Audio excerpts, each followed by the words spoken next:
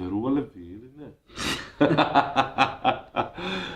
Ќе сестреме тука некаде. Тука ќе сестреме. Хајде. 3, 2, 1. И сега пак да кажам, верувале или не? По трет пат го кажувам ова, затоа што не одиме во живо. Комкаст се враќа на малите екрани, многу малите екрани. Секогаш ќе бидеме подобри, поконцизни. Не се зезам, чекај, почеток. Ме тера Дарјан да преснимуваме, викам ќе монтираме, не, ќе преснимуваме цела 20 ќе пукнеме.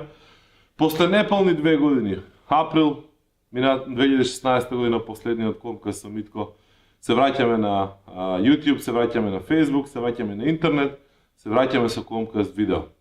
Јас сум повторно домаќин, меѓутоа не сум сам. Во оваа сезона одлучивме дека Дарјан ќе ми се придружи и заедно ќе го работиме, овие видеоклипови.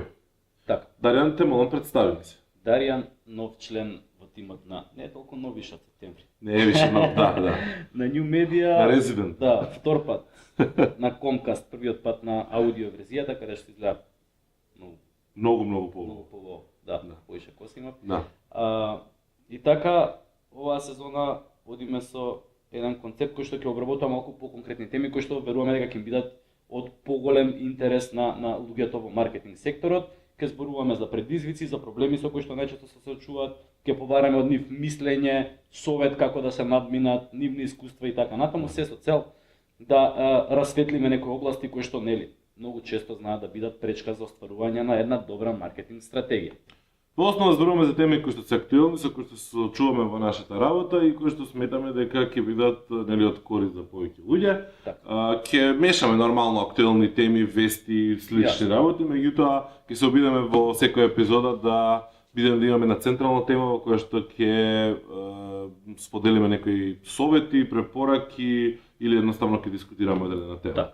Првата тема за првата епизода. Првата тема нешто со што се сретнавме неколку пати во претходниот период, едноставно нели сама се наметна по себе, нешто што мислевме дека со текот на годините ќе исчезне, но повторно се појавува како проблем, поготово по големите системи, во поголемите компании, а тоа е неактивното вклучување на маркетинг тимот при креирањето на веб страницата.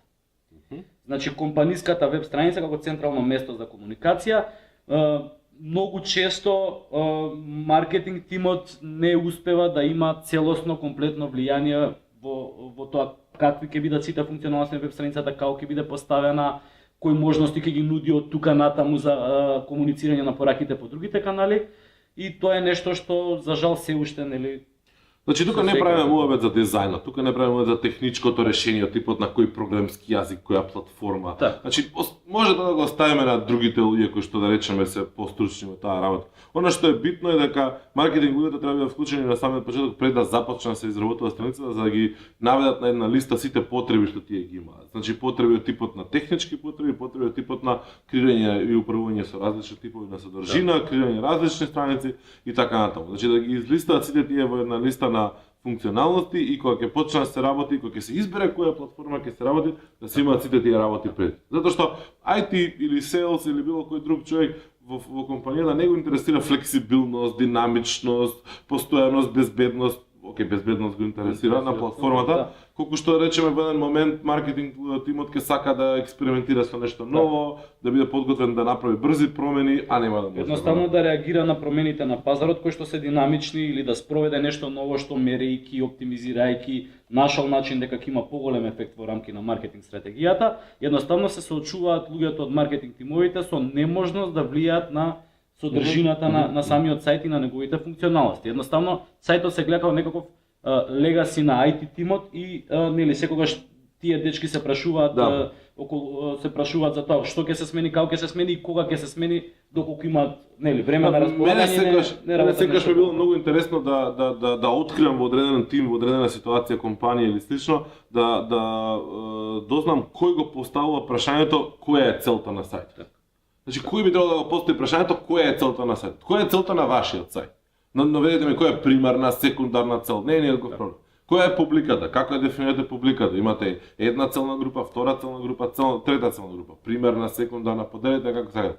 Дали тоа може да го видите на вашиот сајт? Ако го гледате, супер, одлично. Ако не го гледате, тогаш прашате се кој е донел таа одлука за вас или дали уопште некој е донел таа одлука? Јасно. Она што нели прво што се наметно како некаков проблем е неможноста да се креира или да се промени содржина независно од IT тимот. Значи тоа е нешто што е навистина голем проблем, бидејќи како што кажавме, некогаш мора да реагирате брзо на промените. И сега се случува да немате можност воопшто да реагирате на содржината на вашиот сајт и морате да по мејл да испраќате барање, да чекате да се одобри од некоја повисока структура, хиерархиски и така натаму, за да можете да дојдете до една најпроста промена која што ќе биде неопходна за да спроведете дел од тој ваш маркетинг план.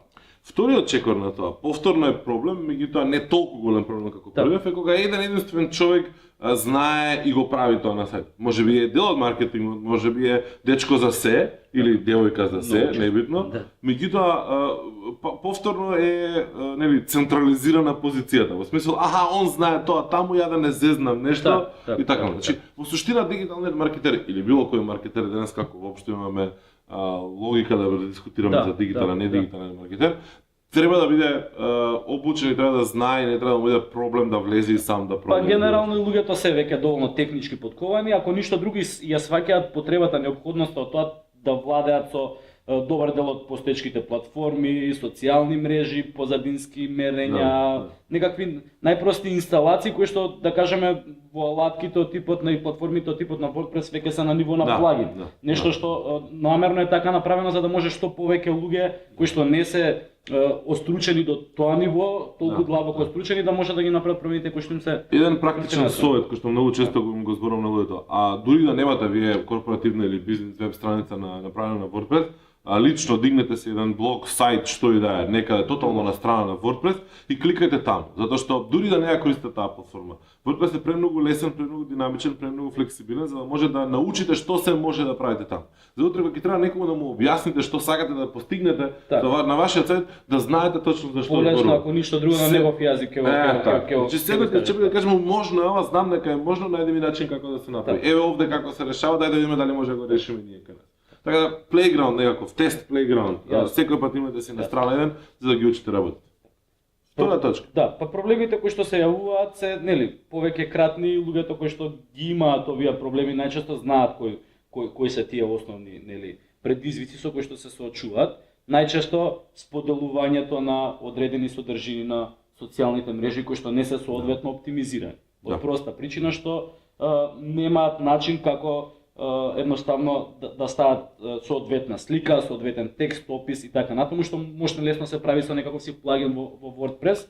Меѓутоа технички можеби е неизводливо ради пристапот, ради платформата и начинот затоа што не биле вклучени на почетокот кога се креирал самиот вебсайт. Со проблемите ќе се соочувате и се соочуваме секојдневно.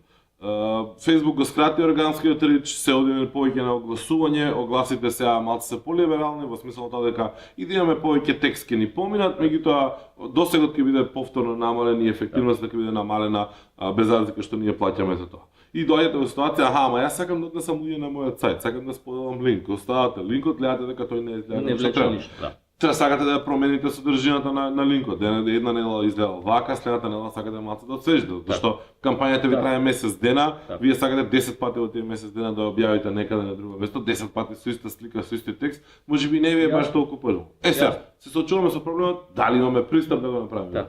Треба да имаме пристап. Треба и мора да се има пристап, особено во делот на креирање, да речеме, на лендинг страници кои што се најчесто основата на речиси на секоја кампања денес. Треба да биде. Да, посебно ако имате корпоративен сајт, многу е тешко да испромовирате некоја кампања која што ќе оди на некаков си, не знам, слайдер, хиро елемент и така натаму, затоа што едноставно природата на корпоративниот сајт е таква да биде повеќе информативна и повеќе пасивна отколку активна. Токму затоа лендинг страниците тука доаѓаат до израз. И ако немате можност да ја креирате, и не само да креирате, него и брзо да оптимизирате, од кога ќе почнат да доаѓаат резултати, да доаѓаат луѓето на вашата страница и да видите каде се губат, каде дропнуваат, нели, на некој начин на вашата страница. Ако го немате тој пристап, прилично комплексно ќе ви биде. Се враќаме на точка 1. Ги дефинирате листа на функционалности.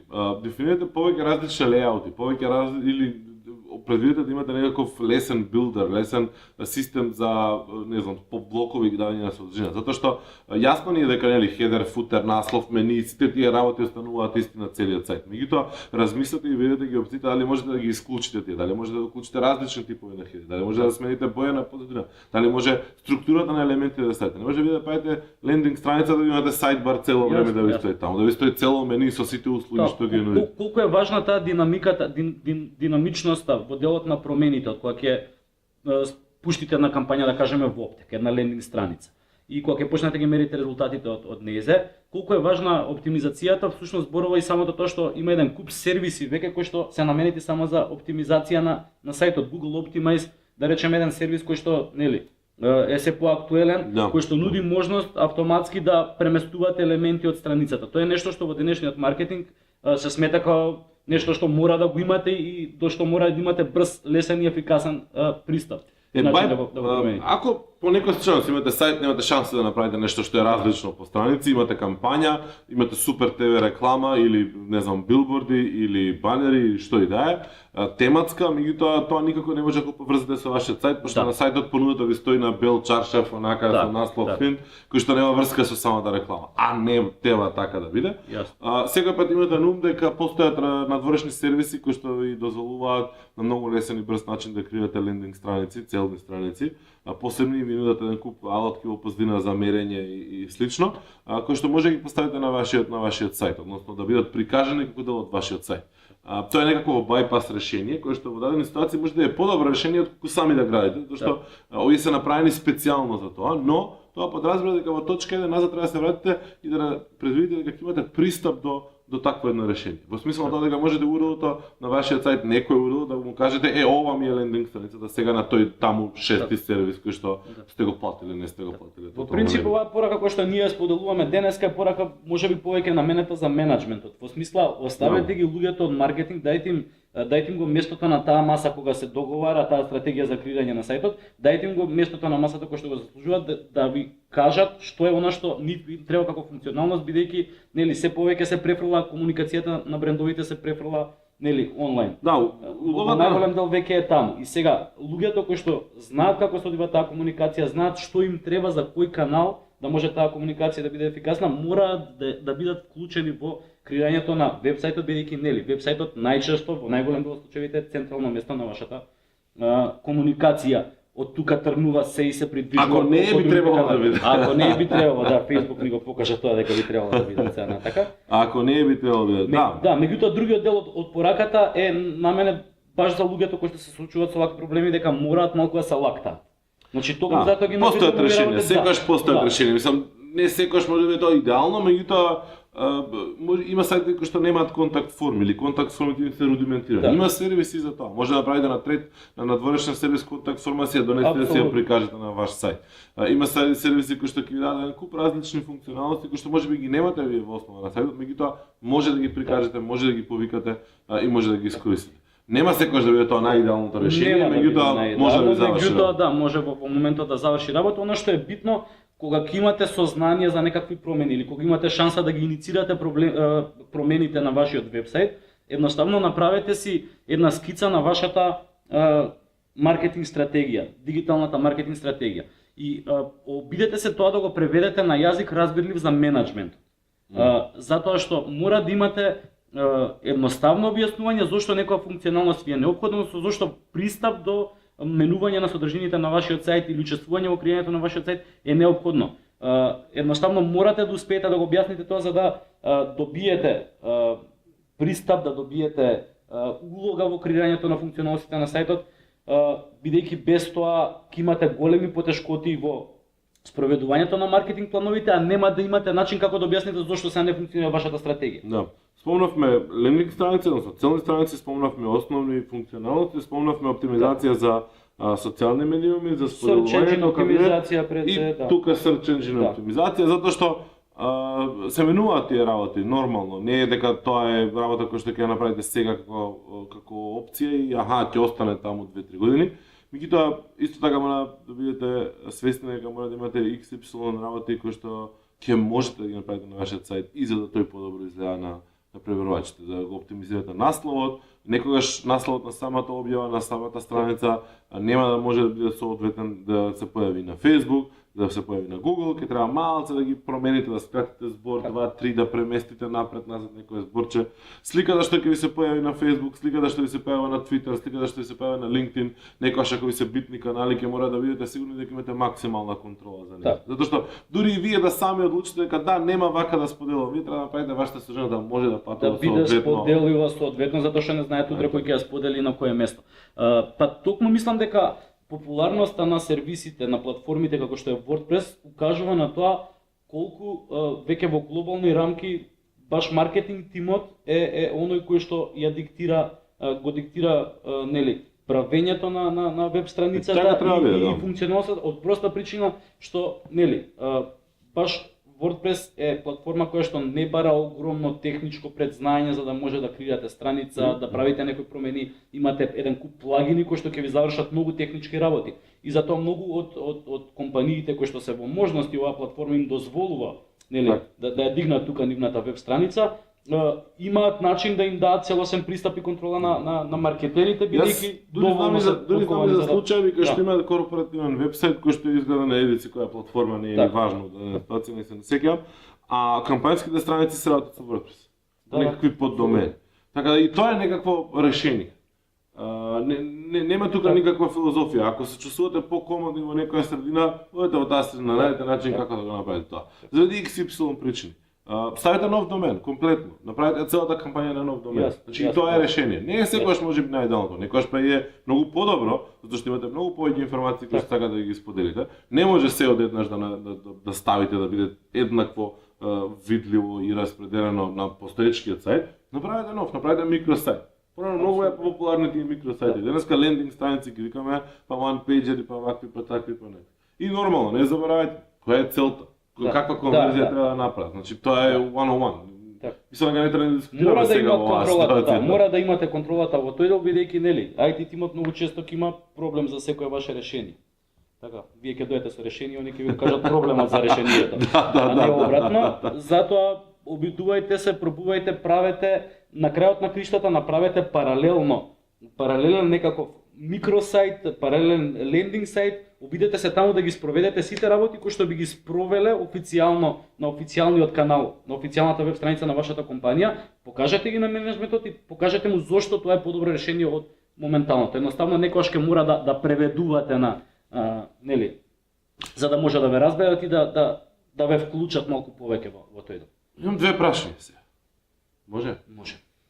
Која е вашата улога на оваа тема која што зборуваме? Дали се чувствувате дека сте малце по-онака ограничени, по-слободни, имате флексибилност, се слуша вашиот збор, влијаете во креирањето на овие работи, или едноставно IT или кој да е друг тим таму вика не овде не се мешате, вие ништо не разбирате, останете на страна.